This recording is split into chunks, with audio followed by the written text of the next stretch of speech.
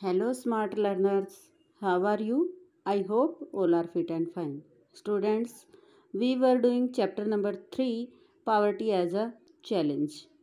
In this chapter, we already do about the poverty. And also we were taking example rural area and urban area by differentiate poverty. Now we will do about the vulnerability. In last topic is poverty as seen by social scientist and the social exclusion कि किस वजह से जो poverty है वो इन decrease नहीं हो रही। कोई ना कोई रीज़न है कि गवर्नमेंट स्कीम चला रही है और डिक्रीज़ नहीं हो रही, तो इसका एक रीज़न यहाँ पर सोशल एक्सक्लूज़न है। आपस में जो भ्रष्टाचार है, जो हमारी सामाजिक सोच है, वो भी इसका कारण है। टुडे टॉपिक इज़ वर्निएबिलिटी, तो इसका मीनिंग है भेद्यता। ठीक है, भेद्यता मीन्स अति संवेदनशील, सेंसिटिव। ठीक है ना। तो अब by vulnerability how we can reduce poverty, कि वर्निएबिलिटी के द्वारा हम पावर्टी को किस तरह से रिड्यूस कर सकते हैं। ठीक है, vulnerability is a poverty as a measure. पावर्टी को मापने का एक तरीका है कि हम अति संवेदनशील जो इलाके हैं, मान लो सेंसिटिव जो इलाके हैं, सेंसिटिव समझते हैं हो ना। सेंसिटिव में क्या रहता है, जो इमोशनल बच्चा होता है, ठीक है, वो सोचने ज़्यादा लग जाता है। ठीक है, अगर उसको कुछ बात बोल दी जाए तो वो जल्दी फील करता है, हार्ट जल्दी होता है, तो इट मीन्स वो सेंसिटिव है। तो इसी तरह पावर्टी में भी क्या है, जो ज़्यादा गरीब हैं एक्चुअल में, जिनको ज़रूरत है। और दूसरा यहाँ पर मीनिंग होता है वर्निएबिलिटी का आलोचना। ठीक है, मीन्स जिन गरीब लोगों की आलोचना होती है, यानी कि उनको एक्चुअल में ही सहायता की ज़रूरत है। तो इस तरह से हम कैसे वर्निएबिलिटी से हम उसको मेज़र कर सकते हैं पावर्टी को। विच describe the greater probability of the certain communities, जो हमें क्या है, कुछ मुख्य जो इलाके हैं, इलाके इन द सेंस कम्युनिटी में जो कुछ लोग होते हैं, उनको बताता है वर्निएबिलिटी। से member of the backward caste, तो यहाँ पर हम क्या कह सकते हैं कि जो बैकवर्ड क्लास के लोग हैं, और इंडिविजुअल, कुछ पर्सनल भी हो सकते हैं, इंडिविजुअल में क्या हो सकता है, जो जर्नल भी हो सकते हैं इसमें, जैसे विडो हो गई, जो विधवा औरतें हैं, तो उनके लिए क्या है, अपना गुजारा करना मुश्किल हो जाता है अगर काम करने वाला अर्निंग पर्सन मेल पर्सन नहीं है फैमिली में। ठीक है, और फिजिकल हैंडीकैप्ड पर्सन, इसके अलावा क्या कौन है, जो फिजिकली हैंडीकैप्ड पर्सन है। ठीक है, आई थिंक अब आपको वर्निएबिलिटी का मीनिंग है अच्छे से समझ आ गया होगा। ठीक है, of the becoming of the remaining poor in the coming year, इसके अलावा जो रह जाते हैं, यानी कि जो गरीब लोग हैं, ये सारे के सारे क्या डिस्क्राइब करते हैं, वर्निएबिलिटी को डिस्क्राइब करते हैं।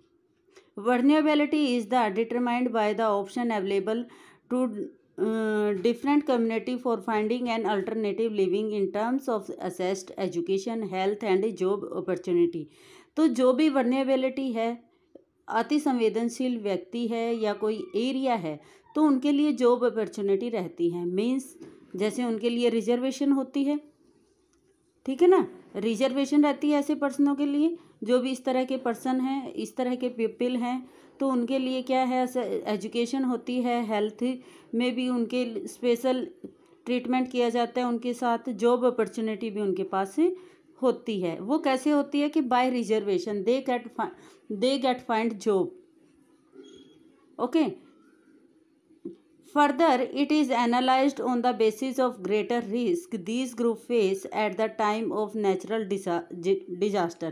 इसके अलावा जो ये ग्रुप होते हैं, इस तरह के ग्रुप होते हैं, इस तरह के लोग हैं, वो नेचुरल डिजास्टर को भी फेस करते हैं, क्योंकि वो क्या है, सेंसिटिव हैं।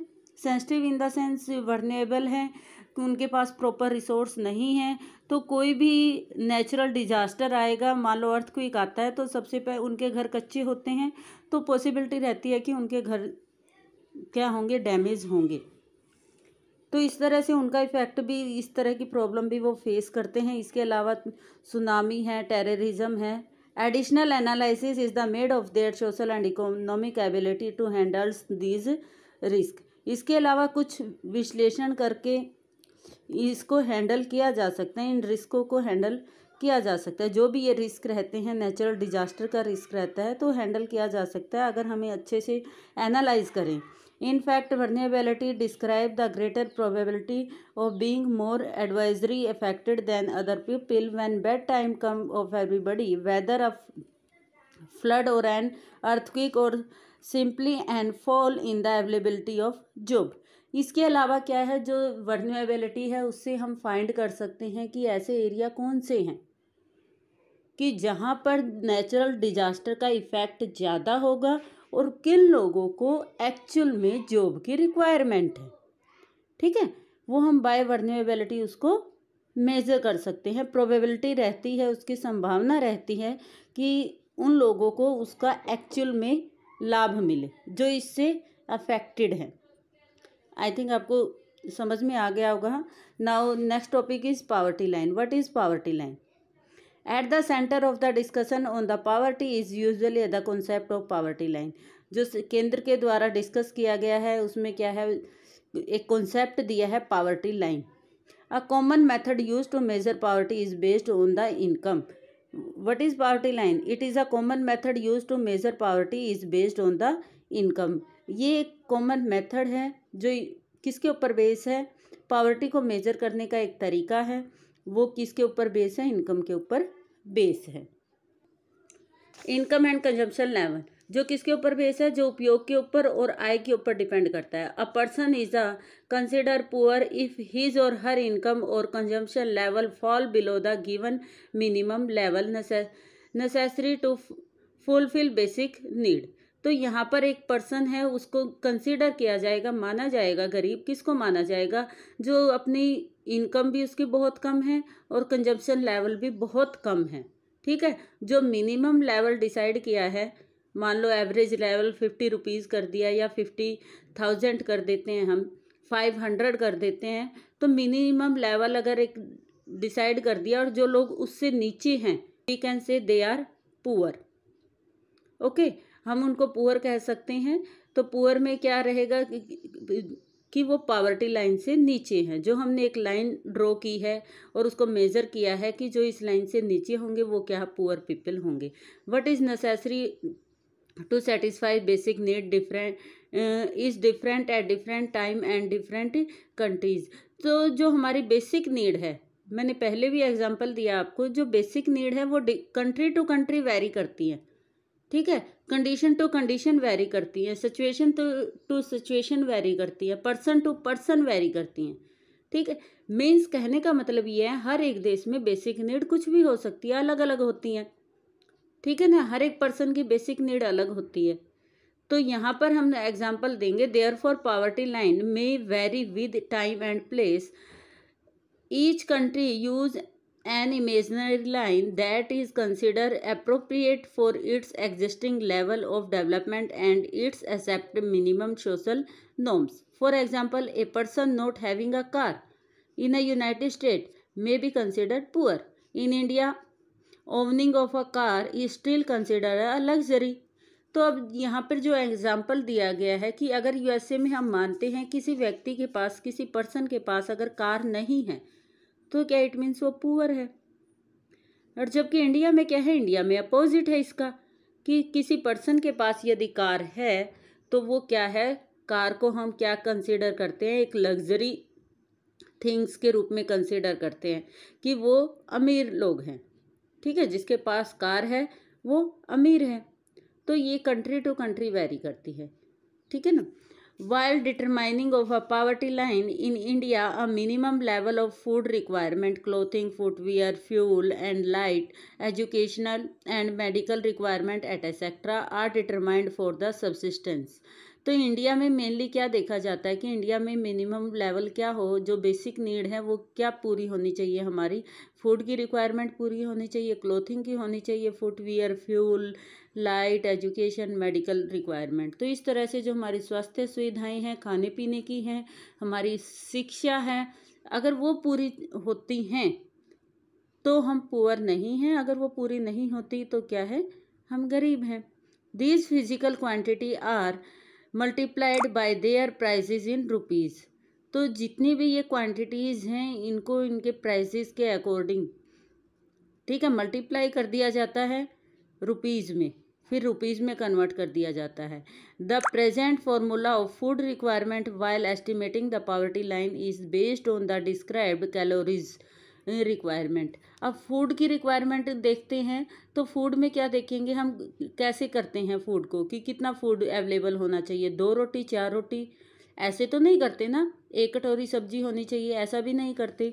तो इसको डिसाइड करने के लिए क्या मेजरमेंट रखी है कि फूड कितना ठीक रहेगा, इनफ रहेगा, तो वो कैलोरी में डिवाइड करेंगे हम, ठीक है ना। जो poverty line is based on the desired calorie requirement, तो कैलोरी में डिवाइड करेंगे। Food item such as cereals, pulses, vegetable, milk, sugar, oil together provide these needed calorie. तो जो हमारी फूड की आइटम है, दालें होगी, अनाज हो गए हमारे अलग अलग तरह के, वेजिटेबल होगी, दूध हो गया, शुगर होगी, तो ये सारी की सारी सबकी जो ज़रूरत रहेगी वो किस हिसाब से रहेगी, according to calorie. The calorie need vary depending on age, sex and type of work that person does. इसके अलावा जो कैलोरी है वो डिपेंड करेगी पर्सन के ऊपर, कि पर्सन की एज क्या है, कोई भी लोग पीपल है उसकी एज क्या रहेगी, वो मेल है या फीमेल है, ठीक है, टाइप ऑफ वर्क, वो किस तरह का काम करता है, उसके हिसाब से उसको डोज मिलेगी। The accepted average calorie requirement in India 2400 calorie per person per day in rural area.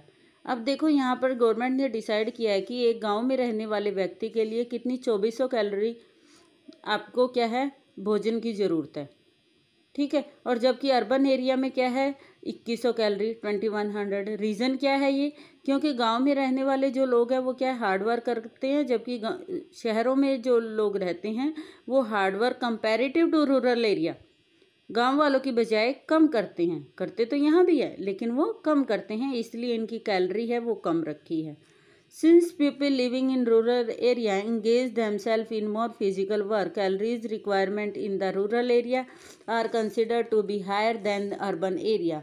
The monetary expenditure per capita needed for buying these calorie requirement in item of the food gain etc. is revised periodically, taking into consideration the rise in the prices. इसके अलावा जब इनको, ये तो हमने example दे दिया कि क्यों उनकी ज़्यादा रखी है और क्यों कम रखी है। इसके अलावा ये इतनी कैलोरी अगर हम इसको मल्टीप्लाई करते हैं या कन्वर्ट करते हैं, मान लेते हैं कि ये 100 रुपये में आती है या 50 रुपये में आती है, ये 2400 कैलोरी जो फूड है उसका प्राइस क्या रहेगा, ठीक है।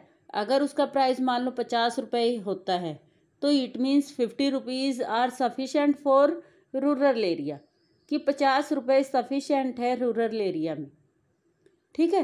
तो उसको हम क्या है, प्राइस में कन्वर्ट कर देते हैं। आई थिंक आपका ये क्लियर हो गया होगा, ठीक है। On the basis of this calculation for year 2009 और 10 this data is different from other book, ठीक है बेटा, ये डाटा है डिफरेंट हो सकता है आपकी बुक में, तो you will explain according to new data, जो लेटेस्ट डाटा होगा उसके अकॉर्डिंग आप रखोगे, ठीक है। The poverty line for a person was fixed ₹673 per month. अब कैलोरी के अकॉर्डिंग अगर बात देखें तो क्या है, एक पर्सन के लिए क्या 673 रुपये एक महीने में, किस में, रूरल एरिया में, कि ये इनफ है। और 860 रुपये अर्बन एरिया में, क्योंकि वहाँ पे क्या है, रेंट भी देना पड़ता है, सब्जी वगैरह भी खरीदनी पड़ती है। Despite less calorie requirement the higher amount for the area has been fixed because high prices of many essential product in urban centres. तो अब यहाँ पे हमने देखा है कि कैलोरी तो क्या है उनकी कम है, लेकिन जो प्राइस रखा है हमने, इनकम उनकी रखी है पर मंथ, वो ज़्यादा रखी है। उसका रीज़न यही है, शहर में जो एसेशनल चीज़ें होती हैं और ज़रूरी प्रोडक्ट होते हैं वो क्या है, महंगे होते हैं, हाई होते हैं उनके प्राइस, ठीक है, comparative to rural area. Rural area के, ग्रामीण क्षेत्र के कंपैरिजन में वहाँ प्राइस हाई होते हैं, इसलिए उनकी इनकम ज़्यादा रखी है। In this way, in the year 2009-10, a family of 5 members living in rural area and earning less than about 3,000 per month will be below the poverty line. अब यहाँ पर कहा है एक फैमिली के अकॉर्डिंग, अगर फैमिली में 5 मेंबर हैं, ठीक है, अर्निंग मेंबर है जो वो एक ही है, और वो कितने अर्न कर रहा है, 3,000 रुपये से कम अगर एक महीने में अर्न कर रहा है तो वो क्या है, बिलो पावर्टी लाइन है। कहने का मतलब ये है कि अगर वो 3,000 रुपये नहीं कमा पाता है, 3,165 रुपये नहीं कमा पाता है एक महीने में, और उसके फैमिली में 5 मेंबर हैं, ठीक है, अगर फैमिली में मेंबर कम है और इतने कमा रहा है तो उसके लिए कंडीशन दूसरी होगी, वो अबव पावर्टी लाइन हो सकता है, ठीक है। लेकिन अगर 5 मेंबर हैं और वो 3,000 से कम कमाता है तो वो क्या है, पावर्टी लाइन से नीचे है, बिलो पावर्टी लाइन है।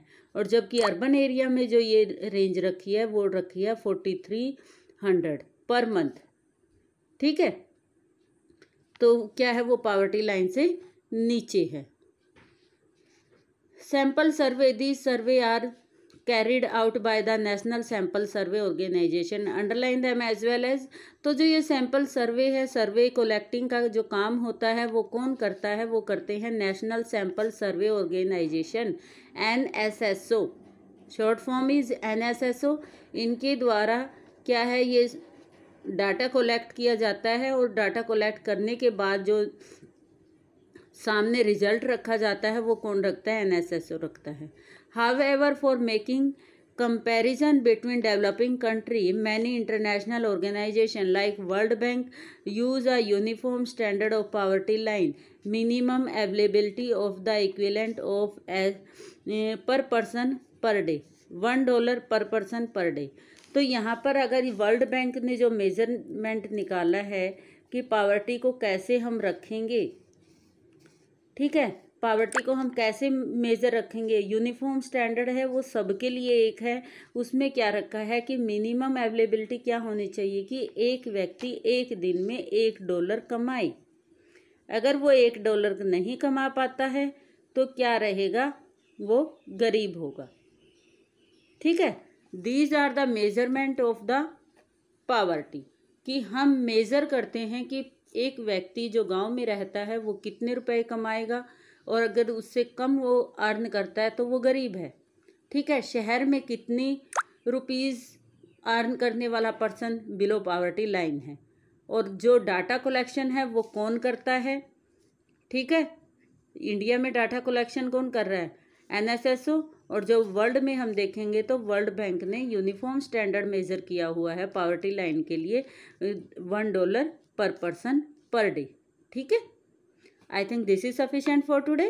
Next we will do in next video. Thank you.